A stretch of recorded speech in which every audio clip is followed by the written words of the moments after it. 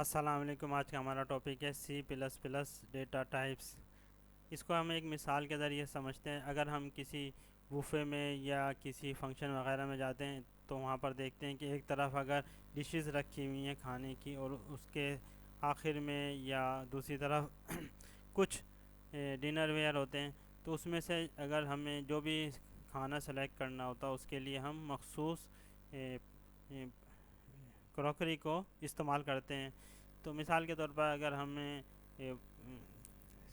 को भी चावल लेने हैं या कोई सालन वगैरह लेना है तो उसके लिए हम प्लेट इस्तेमाल करेंगे।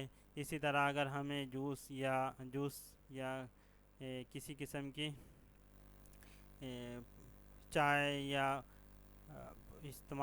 चाय पीते हैं, या हम वो लेना चाहते हैं, कॉफ़ी वगैरह लेना चाहते हैं, उसके लिए कप इस्तेमाल करेंगे। जूस के लिए हम गिलास इस्तेमाल करते हैं। इसी तरह हम अगर सूप वगैरह के लिए अलग से बाउल इस्तेमाल करते हैं। तो ये डिसाइड करता है कि हम जो भी चीज़ खाना चाहते हैं तो उसके हिसाब से हम उसके जो डिनर वेयर है उसमें से चीज़ों को सेलेक्ट करते हैं। तो इसी तरह सी प्लस प्लस हो या कोई भी लैंग्वेज हो, उसमें अगर हम कोई भी प्रोग्राम लिखते हैं या कोड टाइप करते हैं, उसमें हम मुख्तलिफ़ किस्म के वेरिएबल्स को इस्तेमाल करते हैं। उन वेरिएबल्स की नौइयत डिसाइड करती है कि किस तरह का उस वेरिएबल की टाइप क्या होगी। मिसाल के तौर पर अगर हम कोई वेरिएबल में हम इस्तेमाल करते हैं, कोई अल्फ़ाबेट इस्तेमाल करते हैं या सिंबल इस्तेमाल करते हैं, उसके लिए हम जो वेरिएबल की टाइप को डिक्लेयर करेंगे कैरेक्टर टाइप होगा। अगर हम कोई नंबर इस्तेमाल करते हैं, 1 से लेकर 100 1000 जो भी नंबर होगा, अगर खाली नंबर होगा तो उसके लिए हम इंटीजर टाइप का वेरिएबल डिक्लेयर करेंगे। अगर उसमें कोई डेसिमल वैल्यू आती है तो फ्लोटिंग पॉइंट टाइप का वेरिएबल लेंगे। अगर ज़्यादा बड़ी वैल्यू हो तो उसके लिए डबल फ्लोटिंग पॉइंट। और अगर ट्रू फॉल्स में हम वैल्यू को वेरिएबल इस्तेमाल कर रहे हैं जिसमें हमने ट्रू या फॉल्स वैल्यू पुट करनी है, सेव करवानी है, तो उसके लिए हम बूलियन टाइप का वेरिएबल इस्तेमाल करेंगे। तो इस तरह जो भी वेरिएबल है उसकी टाइप डिसाइड करेगी, उसमें आने वाला डेटा डिसाइड करता है कि उसकी टाइप क्या होगी। These format and size are defined as data type, यानी उसका फॉर्मेट और साइज़ डिफ़ाइन करता है कि उसकी टाइप, उस डेटा टाइप क्या है, वेरिएबल की डेटा टाइप क्या है। Based on the data type of storage the operating system allocate memory and decide what kind of data can be stored in that allocated memory. यानी जो भी हम वेरिएबल डिसाइड करते हैं उसकी एक टाइप डिसाइड करेंगे तो वेरिएबल उसके हिसाब से मेमोरी एलोकेट कर देगा रैम में। और उस वहीं पर फिर जो वेरिएबल की मेमोरी को एलोकेट करेगा उसी में हम जब वेरिएबल में वैल्यू को सेव करवाएंगे तो वहीं पर वो सेव करेगा। मिसाल के तौर पर अगर हम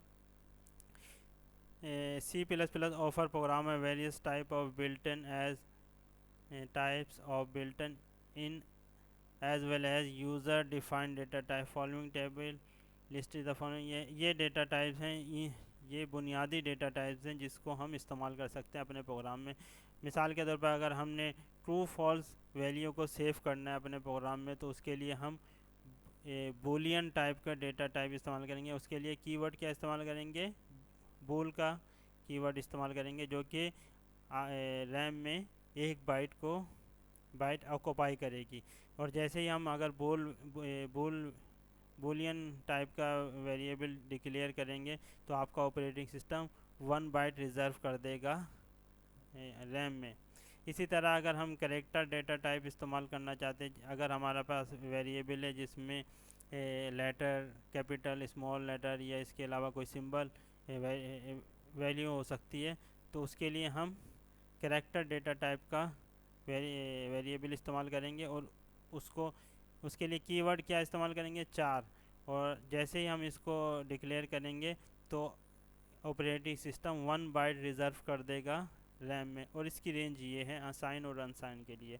इंटीजर अगर वैल्यू हम इस्तेमाल करना चाहते हैं तो उसके लिए हम इंट का कीवर्ड इस्तेमाल करेंगे और इसके लिए ऑपरेटिंग सिस्टम 4 बाइट रिज़र्व कर देगा। और इसी तरह फ्लोटिंग पॉइंट के लिए 4 बाइट इस्तेमाल रिज़र्व कर देगा, और इसी तरह डबल के लिए, डबल फ्लोटिंग पॉइंट के लिए 8 बाइट को रिज़र्व कर देगा। इसके अलावा भी कुछ डेटा टाइप्स हैं जो कि यहाँ पर टेबल में नहीं दी गई हैं।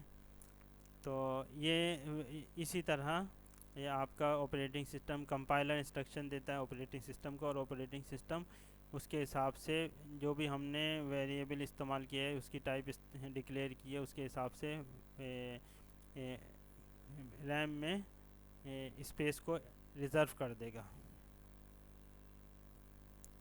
मिसाल के तौर पर ये हमारी एक रैम है, हमने एक रैम के पोर्शन को यहाँ पर शो किया। ये इसका मतलब है ये कंटिन्यूस है, उसमें से एक मखसूस पोर्शन को हमने यहाँ पर शो किया है।